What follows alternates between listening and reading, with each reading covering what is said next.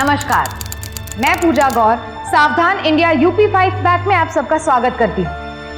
आज सावधान India UP fights back में हम आपको एक ऐसी दिल दहला देने वाली घटना दिखाने जा रहे हैं जिसने पूरे उत्तर प्रदेश को झकझोर कर रख दिया। एक युवा प्रतिभाशाली रिसर्च साइंटिस्ट शिखा वर्मा की कॉलेज लैब में बेहद क्रूरता से हत्या कर दी गई। हत्या करने का तरीका इतना खौफनाक था कि इस हत्याकांड से कॉलेज के सभी छात्रों की आत्मा भी सहम गई। आखिर कौन हो सकता था इसके पीछे? जिस बेरहमी से इस हत्याकांड को अंजाम दिया गया था वो बेहद ही डरावना था। घटना की खबर मिलते ही यूपी पुलिस फौरन मौका वारदात पर पहुंची।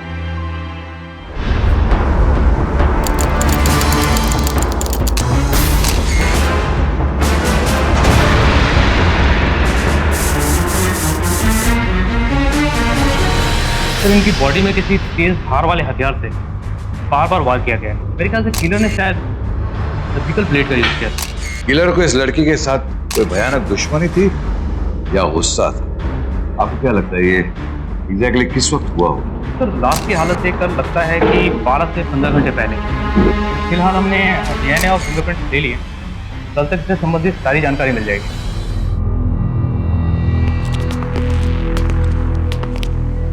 एक तुम ही हो जिसने शिखा को आखिरी बार जिंदा देखा था और पहली बार उसकी लाश देखी। भगवान कसम, हम सच कह रहे हैं। हम तो रोज सुबह 9 बजे लैब खोल देते हैं, हमको 6 बजे बंद कर देते हैं। कल भी यही किए थे हम। शिखा को लैब में बंद किसने किया? हमको कुछ नहीं पता साहब। वैसे पीएचडी के विद्यार्थियों के पास भी लैब की डुप्लीकेट चाबी रहती है और वो लोग रात बिरात आके काम करके जाते हैं। और एक चाबी सर शिखा मैडम के पास भी थी। यानी शिखा तुम्हारे सामने नहीं आई? नहीं सर, हम तो बजे ही बंद करके लैब चले गए थे। सुबह के देखा तो ये हो गया सर। लेकिन सर शिखा के पास तो कोई डुप्लीकेट चाबी नहीं है। हो सकता है कि किलर ने शिखा को पहले मारा होगा, उसे लैब में ले जाकर उसी की डुप्लीकेट चाबी से उसे बंद करके चला गया होगा।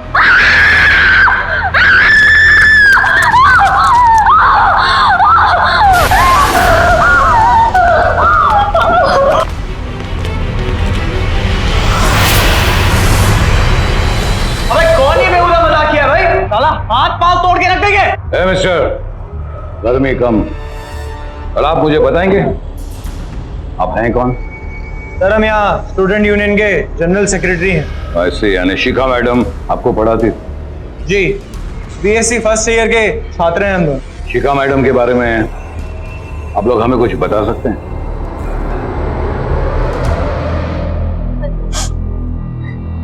हाँ मैम, बहुत अच्छी थी, सबसे अच्छी PhD research scientist.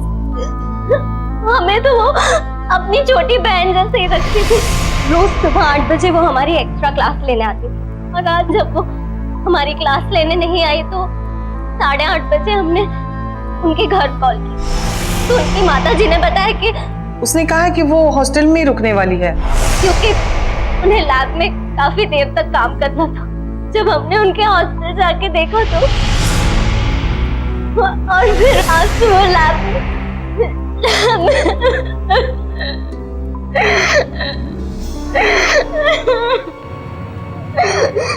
Singh sir, इन स्केचेस को कस्टडी में ले लो। बेहुदा मजाक किया है किसी ने, शायद हमारे लिए सुराग बन सकता है और किलर तक पहुंचने का रास्ता भी। और आप लोग अगर कुछ पता चले प्लीज हमें कांटेक्ट कीजिए। हमारे कुछ समझ में नहीं आ रहा है साहब, हमारी शिखा के साथ ऐसा किसने किया और क्यों किया? वो तो बेचारी किसी के साथ बैर भी नहीं रखती थी। माता जी, आपके कहने के मुताबिक शिखा हमेशा अपना मोबाइल फोन, अपना लैपटॉप और कुछ कागज रखा करती थी, लेकिन जब हमें लाश बरामद हुई हमें ऐसा कुछ नहीं मिला। लेकिन दूसरे क्लासरूम से हमें ये स्केचेस मिले हैं। ऐसा लग रहा है जैसे शिखा को मारने के बाद ये स्केचेस लगाए या मारने से पहले इन स्केचेस के जरिए वो शिखा को मर्डर करने का प्लान बना रहा है। मुझे तो लगता है ये किसी मानसिक रूप से विकृत इंसान का काम है।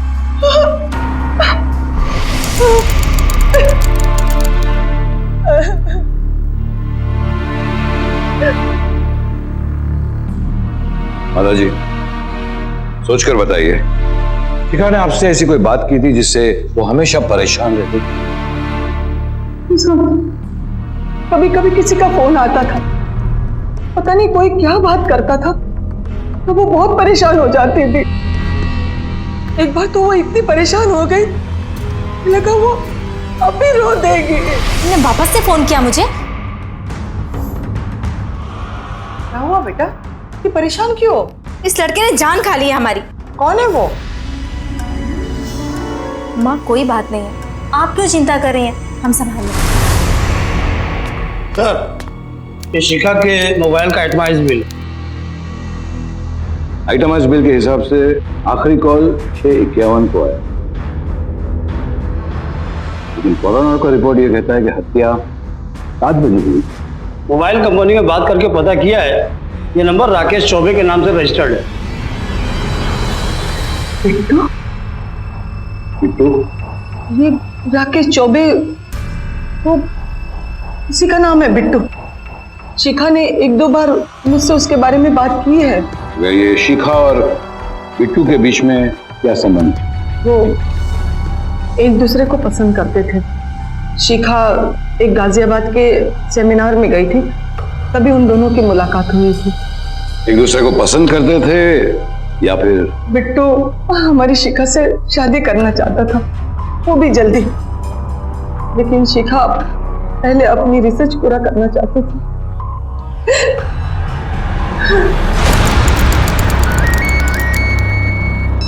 हेलो राकेश चौबे जी। लखनऊ से मैं इंस्पेक्टर राम कुमार बोल रहा हूँ। आपकी फ्रेंड शिखा का मर्डर हो चुका। क्या? इस वक्त आप कहाँ हैं? जी गाजियाबाद में। ठीक है, जितनी जल्दी हो सके आप लखनऊ आ जाइए। जी। सर। गाजियाबाद पुलिस को इन्फॉर्म करो, राकेश चौबे इमीडिएटली लखनऊ आना चाहिए। Yes sir. अच्छा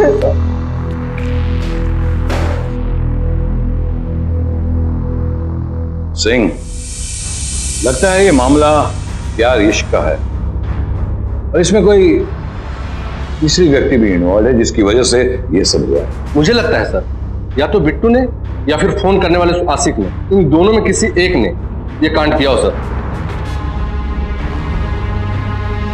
चलो। और कहाँ सर? सत्यमेव कॉलेज। मुझे पूरा यकीन है कि सत्यमेव कॉलेज में छिपा हुआ है जिसका हमें पता नहीं है। Okay sir. लड़का शिखा मैम के पीछे? नहीं सर, ऐसा तो कोई लड़का नहीं है, क्योंकि जहाँ तक हमें याद है शिखा मैम या तो लैब में रिसर्च करती रहती थी या फिर हमें पढ़ाने में बिजी रहती थी सर। हमने तो आज तक उन्हें किसी लड़के के साथ नहीं देखा। यानी उनका ज्यादातर वक्त लैब में गुजरता था? जी सर।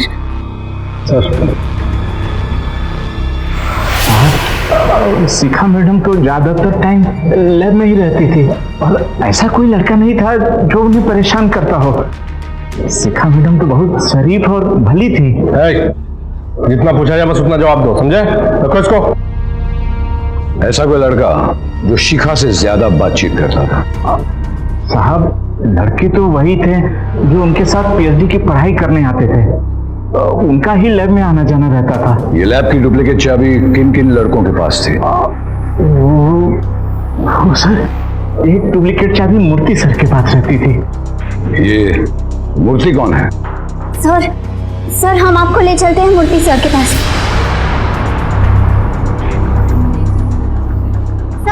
सर वो रहे मूर्ति सर, वहाँ।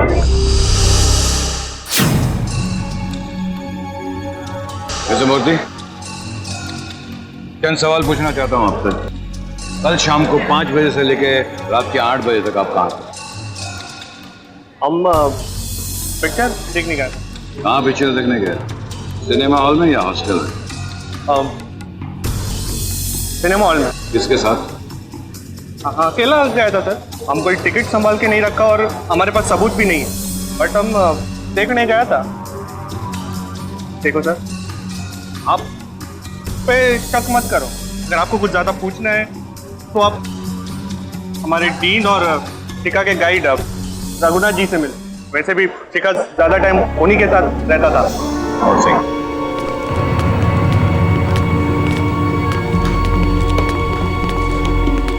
सर हम लोग एक रिसर्च करने में पगलाए रहते हैं और आप है कि सर एक साथ 3-3 रिसर्च कैसे करते हैं सर, कैसे करते हैं? सर बड़े बोल नहीं बोल रहे हैं, लेकिन सर आपका जो दिमाग है ना सर, एक्सक्यूज मी, अगर आप लोगों का मस्काबाजी का पीरियड खत्म हुआ प्लीज आप लोग बाहर जाएंगे। आपके आइंस्टाइन सर से मुझे कुछ बात करनी है, प्लीज। आपके कॉलेज में एक शख्स है जिसे उसका जिंदा रहने का अफसोस था, इसलिए उसे मार डाला। क्या बात कर रहे हैं आप? टेल मी वन थिंग, शिखा का इस कॉलेज में किसी लड़के के साथ कुछ, इसके लिए तो सब कुछ उसकी रिसर्च थी। आफ्टर ऑल इतनी मशक्कत के बाद उसे अपनी रिसर्च के लिए ग्रांट मिली। ग्रांट?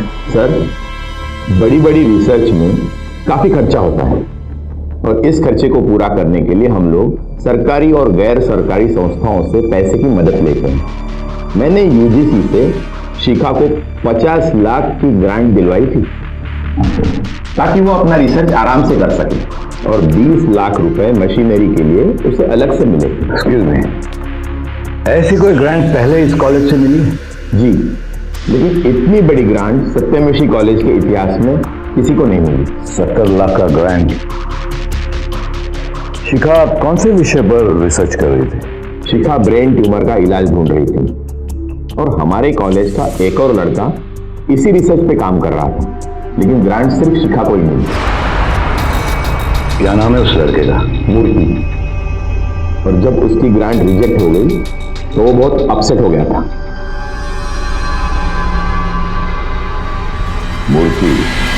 रिसर्च स्कॉलर शिखा ब्रेन ट्यूमर जैसी जानलेवा बीमारी का इलाज खोज रही थी। जाहिर है कि मेडिकल साइंस में बेहद अहम शिखा की इस रिसर्च पर देश की ही नहीं बल्कि दुनिया भर की नजरें टिकी थी और उसकी रिसर्च पूरी ही होने वाली थी।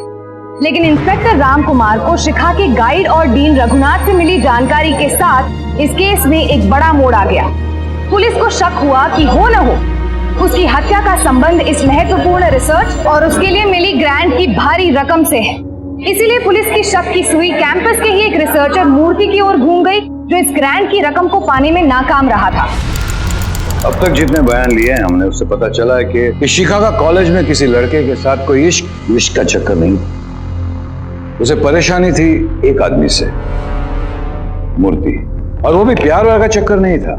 It was pure professional jealousy. Sir वो बिट्टू राकेश चौबे आया। भेजा उसे अंदर। Yes sir.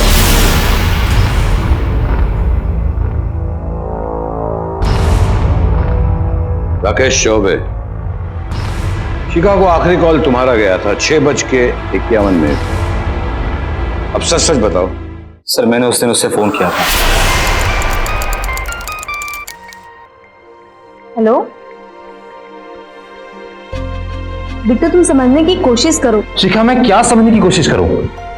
तुम मेरे लिए टाइम निकालती नहीं हो। बिट्टू, तुम्हें तो पता है ना कि ये रिसर्च हमारे लिए कितनी जरूरी है, और सिर्फ हमारे लिए ही क्यों, ये कितने बीमार लोगों को नई जिंदगी देगी। और हमारी जिंदगी, उसके बारे में तुमने सोचा नहीं। शिखा हम शादी कब करेंगे? बिट्टू, तुमने वापस से शादी की बात शुरू कर दी। बिट्टू, हम तुमसे बाद में बात करते हैं। कौन है? कौन है? शिखा? हेलो शिखा? जब शिखा ने फोन रखा तब उसने कहा कौन है। इसका मतलब यह है कि वहां कोई आया था। जी हो सकता है। एनीवेज, तुम काम क्या करते हो? जी मैं मेडिकल रिप्रेजेंटेटिव हूँ। मेडिकल रिप्रेजेंटेटिव यानी दवाइयां बेचते हो।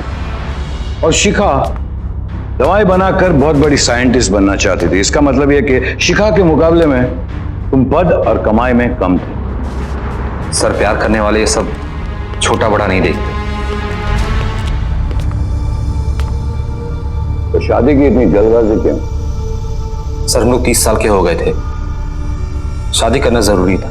आखिर कब तक यूं ही हम दूर दूर रहते? कभी ना कभी तो शादी करते ही। ठीक है, तुम जा सकते हो। और सुनो,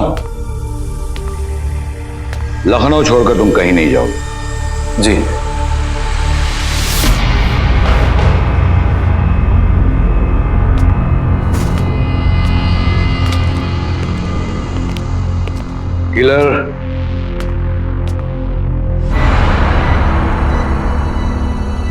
किलर बिट्टू नहीं है, लेकिन शिखा की मौत से सबसे ज्यादा नुकसान बिट्टू को हुआ है। शिखा ने जो फोन रखा और कहा कौन है किलर, वो कौन है?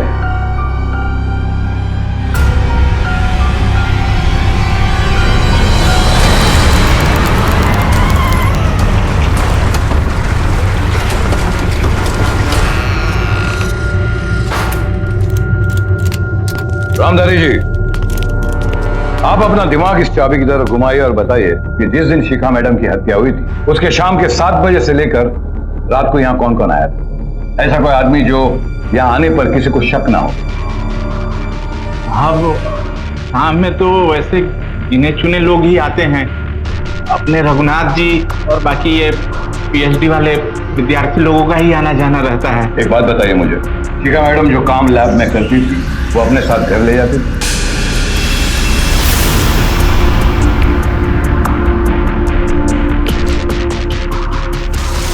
हाँ साहब, वो एक दिव्या में कुछ संभाल के लेके जाती थी। दिव्या? हाँ साहब, वो जो कंप्यूटर में लगाते हैं और फिर निकाल लेते हैं। इसे पेन ड्राइव कहते हैं। हाँ साहब, हाँ, उसी में वो सब कुछ संभाल के लेके जाती थी। वो उनके लिए जान से भी बढ़कर था साहब। इनका काम जान से भी ज्यादा बढ़कर रहता है।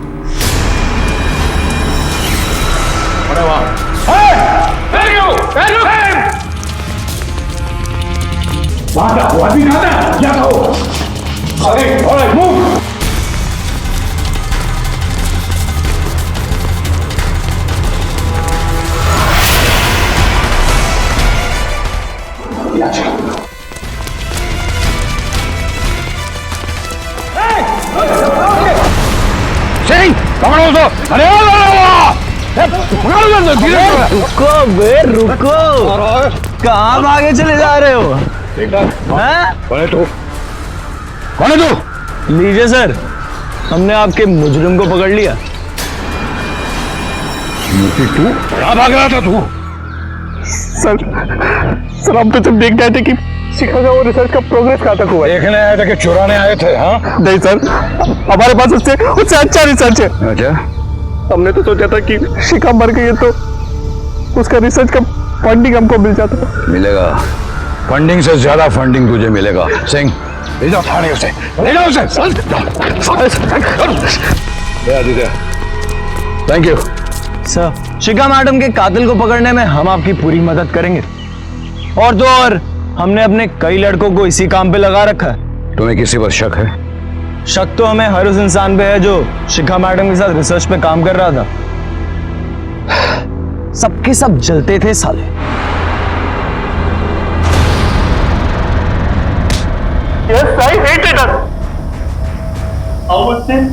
उससे बहुत नफरत करता था सर, लेकिन हमने उसको नहीं मारा सर। सच्ची कहता है। अब झूठ बोल रहा है तू मूर्ति, झूठ बोल रहा है।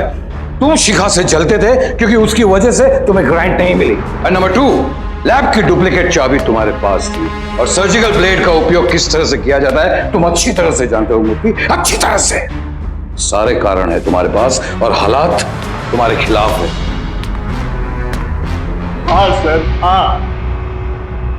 एक बार माइंड में आया कि उसे मार दो, क्योंकि ग्रांट मिलने के बाद वो बहुत अकड़ने लगी।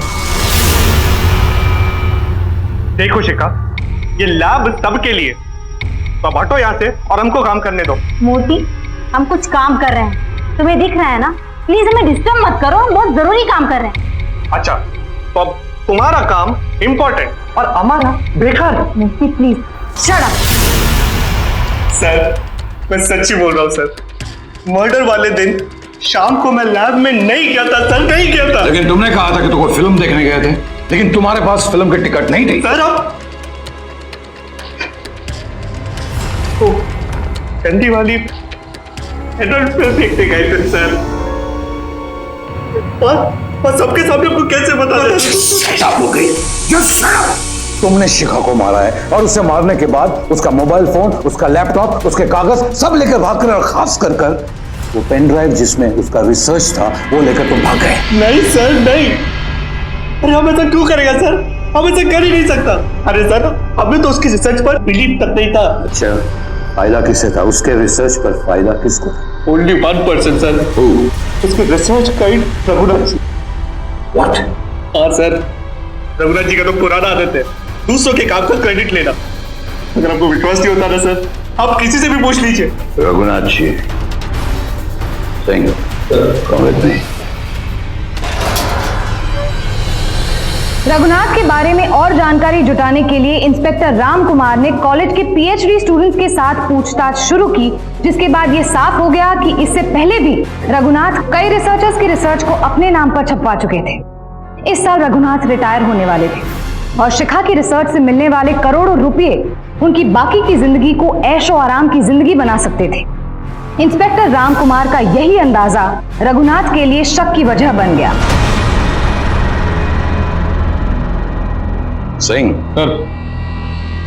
जो आदमी छोटे मोटे रिसर्च को चोरी करके अपने नाम छपवा सकता है, तो शिखा का रिसर्च को क्यों नहीं? और वो रिसर्च तो करोड़ों में जाता है। जिस रिसर्च के लिए शिखा दिन रात एक कर रही थी, क्या वही उसकी हत्या की वजह बनी थी? शिखा अपनी रिसर्च की सारी जानकारी एक पेन ड्राइव में रखती थी, तो क्या इसी पेन ड्राइव को पाने के लिए किसी ने इस बेरहमी से उसकी हत्या की थी? इंस्पेक्टर राम कुमार को इस बात पर शक सही लग रहा था, क्योंकि शिखा के लैपटॉप के साथ वो पेन ड्राइव भी गायब थी। उसके शरीर पर एक सर्जिकल ब्लेड द्वारा किए गए 17 घाव और शिखा के स्केचेस कुछ और ही कहानी बयां कर रहे थे। हत्या की वजह हत्यारे की विकृत मानसिकता बयां कर रही थी। लेकिन इंस्पेक्टर राम कुमार को अपनी जांच पड़ताल से यह भी लग रहा था कि शिखा की हत्या की असली वजह रिसर्च की जानकारी हासिल करना ही था और पुलिस को गुमराह करने के लिए किसी पागल आदमी की हरकत का रूप देने की कोशिश की जा रही थी। पुलिस को कॉलेज के डीन और शिखा के पीएचडी गाइड रघुनाथ पर सबसे ज्यादा शक हो रहा था। उधर राज्य भर में फैली इस सनसनीखेज हत्याकांड की चर्चा इस कदर गर्म थी कि पुलिस पर इस केस को जल्द से जल्द सुलझाने का दबाव और भी बढ़ रहा था। इसलिए इंस्पेक्टर राम कुमार और उनकी टीम ने अब रघुनाथ को नजर में रखकर इस केस की तफ्तीश को आगे बढ़ाया। हाँ तो मक्खनबाज, आपके आइंस्टाइन सर जिस दिन शिखा मैडम का मर्डर हुआ उसके शाम के 7 बजे कहां थे? हम लोग उस शाम रघुनाथ सर के ही साथ थे। क्रिकेट मैच देख रहे थे। सच बोल रहे हो कि रघुनाथ जी शाम के 7 बजे तक तुम्हारे साथ में थे, वहीं थे? नहीं सर, रघुनाथ सर तो करीब 6 साढ़े 6 बजे के आसपास वहां से अपने घर के लिए निकल गए थे।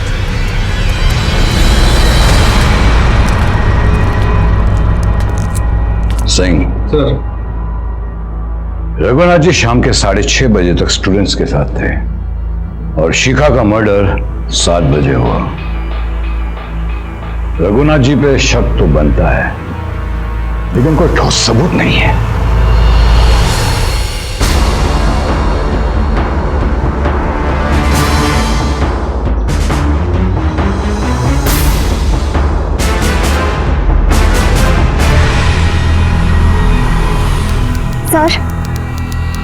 सर, शिखा मैम की माँ जी वापस इलाहाबाद लौट गई है। सर, वो बहुत दुखी थी और शिखा मैम के कातिल का भी कुछ पता नहीं चल रहा है। इस कारण कॉलेज की सारी लड़कियां बहुत डरी हुई है सर। हमेशा सबको यही लगता रहता है कि अगर शिखा मैम के साथ ऐसा कुछ हो सकता है तो किसी के साथ भी हो सकता है।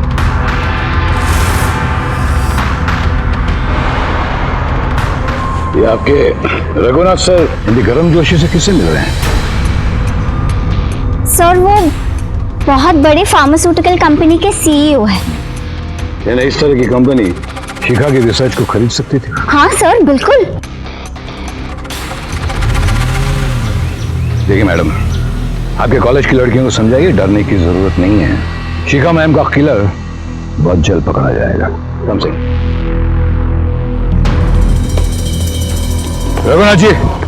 रघुनाथ जी आइए, आपसे कुछ बातें करनी है। Let's go this side. आप हम पर इल्जाम लगा रहे हैं? हम आपको कॉलेज के बाहर भिजवा देंगे। पुलिस को धमकी देने के आरोप में आपको क्या सजा हो सकती है आप जानते हैं, इसलिए आप अपना ब्लड प्रेशर कंट्रोल में रखिए और मेरी बात का जवाब दीजिए कि शिखा के मौत के दिन शाम के 7 बजे आप कहां थे? मैं घर पर रहा, क्रिकेट मैच देख रहा था। लेकिन क्रिकेट मैच तो 6:30 बजे खत्म हो गई थी। And if I mistake not, आपकी नौकरी भी इस साल खत्म हो रही है, तो क्या होगा इस ठाट माट का? लेकिन अगर शिखा का रिसर्च करोड़ों में बिके तो आपकी लाइफ सेट है। क्या बात कर रहे हैं आप? हमने खुद शिखा को उस रिसर्च के लिए ग्रांट दिलवाई थी। जी हाँ, और उसी रिसर्च को आप एक फार्मास्यूटिकल कंपनी को बेच रहे हैं। क्या बकवास किए जा रहे हैं आप? हम उनसे अपने कॉलेज की बायोटेक स्टूडेंट्स के प्लेसमेंट के बारे में बातचीत कर रहे थे, और शिखा की मौत वाले दिन मैच के बाद हम सीधे चंद्रिका मंदिर चले गए थे। ये देखिए, अगर आपको अब भी यकीन नहीं हो रहा है तो आप जाकर उस मंदिर के पुजारी से पूछ सकते हैं।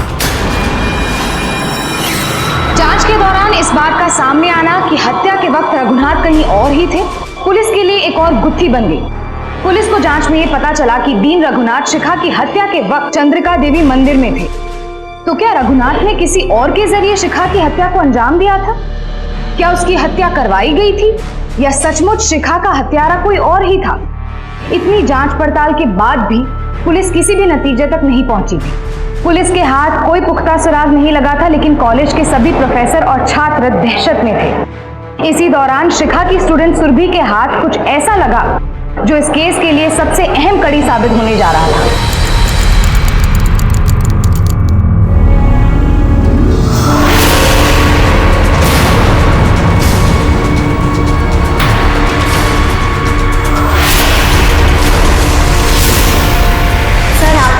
आर्ट टीचर है, आपको कोई ना कोई आइडिया तो जरूर होगा सर। सर, आपको ये आइडिया तो होगा ना कि आप स्केच देख के ये बता सके कि स्केच किस स्टूडेंट ने बनाया है? हाँ, हर स्केच बनाने वाले का अपना एक अलग स्टाइल होता है। अब जैसे हम सबके सिग्नेचर अलग अलग होते हैं, वैसे ही स्केच बनाने के लिए जो लाइन ड्रॉ होती है उसे देखकर पता चल सकता है कि ये स्केच किसने बनाया। सर, क्या आप प्लीज इसी वक्त मेरे साथ चल सकते हैं सर? हाँ, लेकिन कहाँ? सर, हमारे कॉलेज में तो मेरा ऐसा कोई भी स्टूडेंट नहीं है जो इस तरह का स्केच बनाता हो। लेकिन हमें उन स्केचेस से कोई सुराग नहीं मिला। सर आर्ट क्लास में नहीं, लेकिन ये स्केचेस बनाने वाला किसी और क्लास का भी तो हो सकता है ना? अब कॉलेज के बच्चे सिखाएंगे हमें जांच पड़ताल करना। Thank you sir.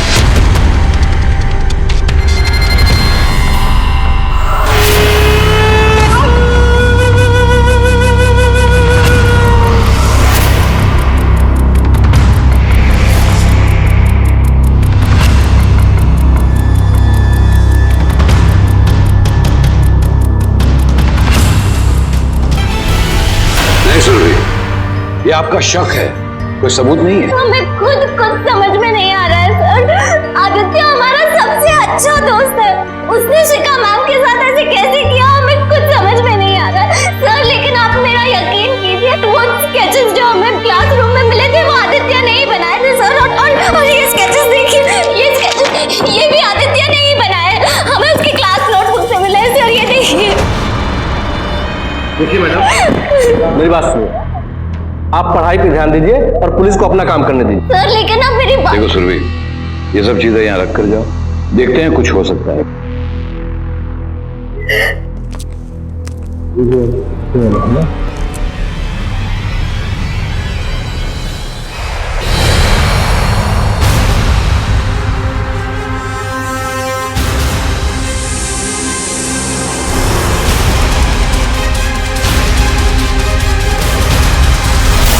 नमस्ते भैया जी। अरे अरे, क्या हो गया? क्या भाई, चाय लाओ, हमें चाय पिलाओ यार। हेलो सर, अब तक तो सारी मोमेंट नॉर्मल है। अभी वो अपने चमचों के साथ बैठ के चाय पी रहा है। जी सर।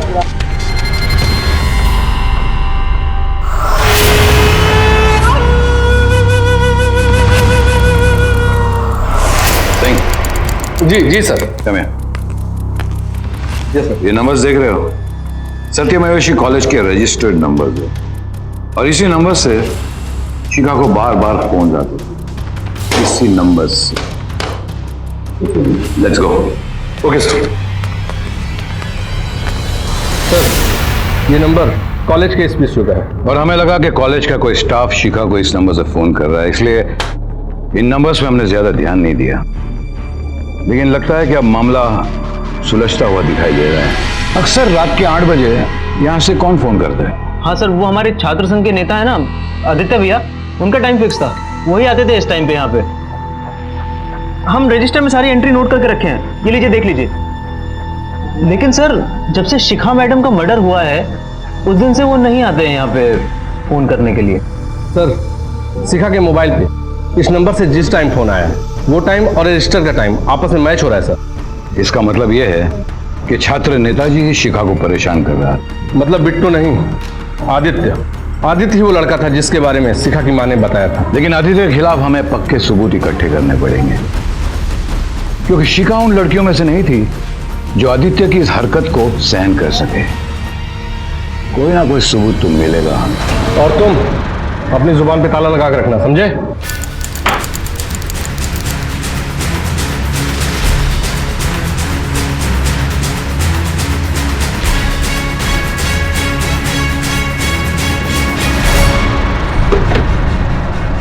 शिखा ने कंप्लेन लिखवाई थी ना कि आदित्य उसे परेशान कर रहा है। तुम लोगों ने एक्शन अब तक ली क्यों नहीं? और ये बात हमसे क्यों छुपाई तुम लोगों ने? Why did you hide it? Sir, Raghunath sir ने कहा था कि हम इस बात को दबा दें। आदित्य उनका भतीजा है ना, उन्होंने कहा था उसे प्यार से समझा देंगे। ऐसे यानी इन दोनों के बीच में भी कनेक्शन है।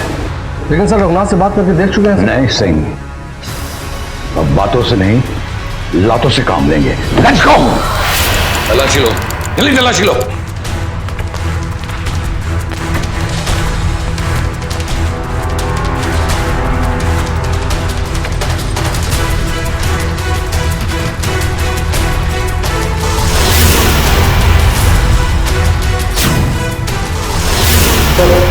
ये वैसे ही ऐसे देखिए उसी लड़की।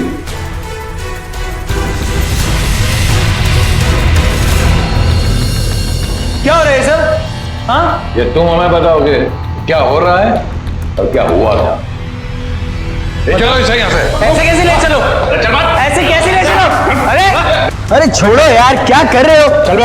अरे क्या हमारी कॉलेज में भाई, क्या कर रहे हो?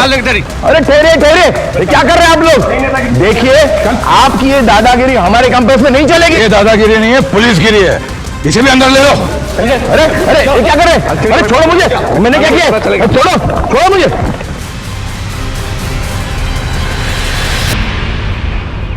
तो अब बता, तूने अपनी शिखा मैम को क्यों और कैसे मारा? शिखा मैडम हमको अच्छी लगने लगी थी।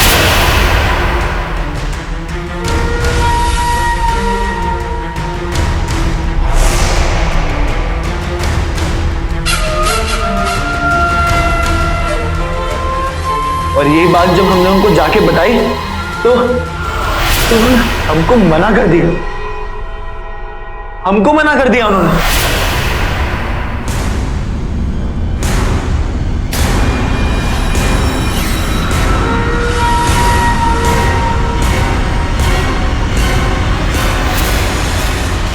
और तुम उसे परेशान करने लगे और जब अति हो गई तो वो कंप्लेंट करने पर मजबूर हो गई और रघुनाथ जी ने बात को दबा दी।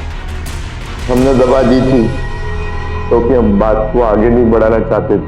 हमने आदित्य को समझाया था कि वो शिखा को ज्यादा परेशान ना करे और वो मान भी गया था। तो बताइए रामधारी जी, आपके छात्र नेता सुधर गए? आदित्य को ना किया था उन्होंने, आदित्य को, तभी से हमारा दिमाग सटक गया था उन पर। को हमने बहुत बार समझाने की कोशिश की थी कि मान जाओ, नहीं, वो तो मांगे ही नहीं।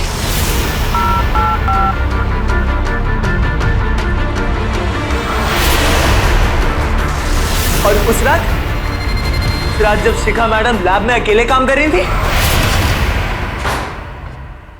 विक्रम, तुमसे बाद में बात करते हैं। कौन है? कौन है?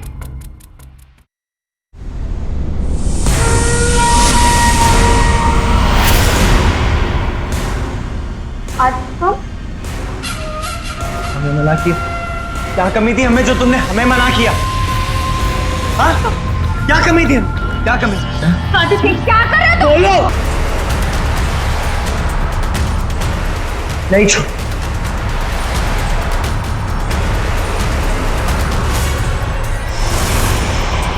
हमें मना किया था ना तुमने। ये क्या कर रहे हो तुम?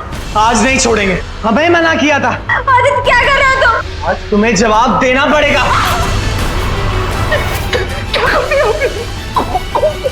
अबे चुप चुप। रामधारी जी, सब देख लिया ना? किसी को कानों कान खबर भी नहीं होनी चाहिए। जानते हैं ना साहू जी कौन है हमारे इस कॉलेज? नौकरी से निकाल दिए जाएंगे आप। और इधर चुप रहे, नोटों से मुंह भर देंगे आपका। तो ना आपका गला दबाने में मिनट भी नहीं लगाएंगे। इसके बाद हमने वहां ऐसा माहौल बना दिया था कि लगे किसी पागल ने ये काम किया, या फिर किसी ने लूटपाट के लिए उनका खून किया। और रामधारी के साथ मिलकर हमने सारे फिंगरप्रिंट्स भी मिटा दिए ताकि पुलिस को कोई सबूत ही ना मिले। और तो और पुलिस को गुमराह करने के लिए हमने वहां पे स्केचेस भी लगा दिए थे।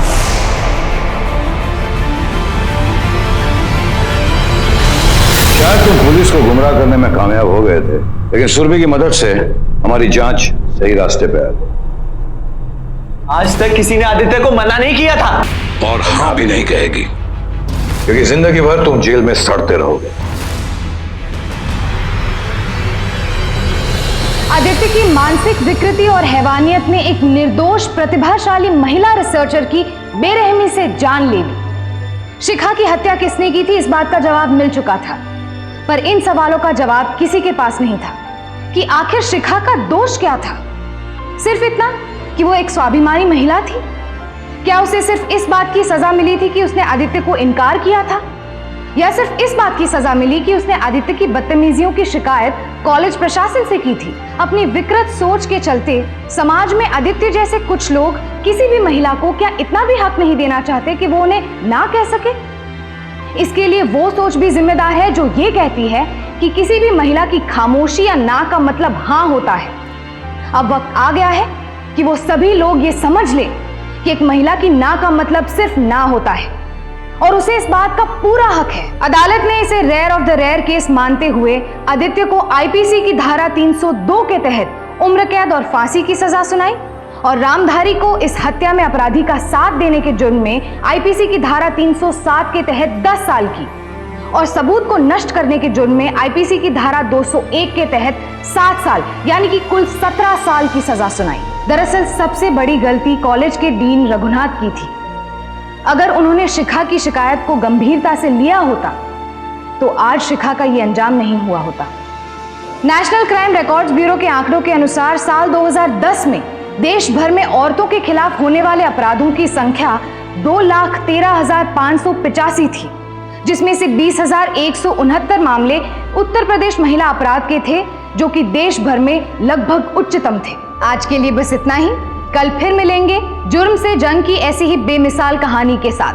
तब तक के लिए सावधान इंडिया, यूपी फाइट्स बैक। जुर्म से जंग जारी है, अब यूपी की बारी है।